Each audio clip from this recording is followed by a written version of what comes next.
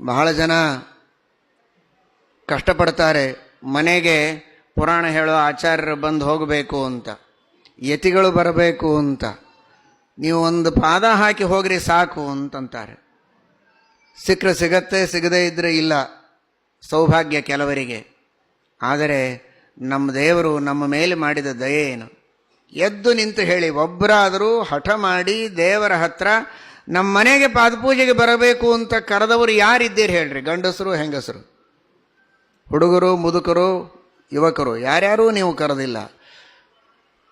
ಆದರೆ ನಮ್ಮ ದೇವರು ಯಾರ ಮನೆಯೊಳಗೆ ತನ್ನ ಪಾದ ಇಡದೆ ಬಿಟ್ಟಿದ್ದಾನೆ ಹೇಳ್ರಿ? ವಾಮನ ದೇವರು ಒಂದು ಪಾದದಿಂದ ಇಡೀ ಪೃಥ್ವಿಯನ್ನು ವ್ಯಾಪಿಸುವ ಮೂಲಕ ಪ್ರಪಂಚದೊಳಗಿನ ಎಲ್ಲ ಭಕ್ತರ ಮನೆ ಮನೆ ಹೊಲ, ಭಾಳ ಅಂದ್ರೆ ಮನೆಗೆ ಕರಿತೀರಿ, ನಿಮ್ಮ ಹೊಲಕ್ಕೆ, ನಿಮ್ಮ ಆಫೀಸಿಗೆ, ನಿಮ್ಮ ದವಾಖಾನಿಗೆ, ನಿಮ್ಮ ಆಪರೇಷನ್ ಥಿಯೇಟರಿಗೆ ಯಾರು ಕರಿತೀರಿ? ಕರೆದ್ರೆ ಬರ್ತಾರೆ ಯಾರು?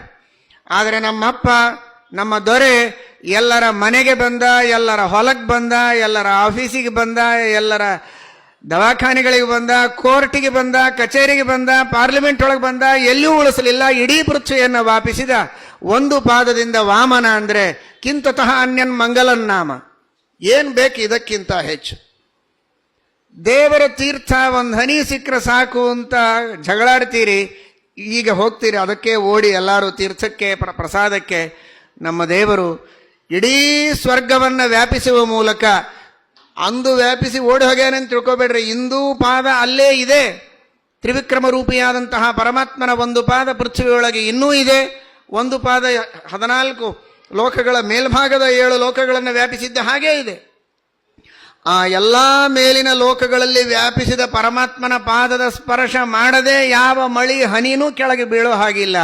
ಹೀಗಾಗಿ ಇವತ್ತೇನೇ ಒಂದು ಹನಿ ಬಿದ್ದಿದೆ ಅಂದರೆ ಅದೆಲ್ಲವೂ ಕೂಡ ಆ ತ್ರಿವಿಕ್ರಮ ರೂಪಿಯಾದ ಪರಮಾತ್ಮನ ಪಾದ ತೊಳೆದೇ ಕೆಳಗೆ ಬಂದದ್ದು.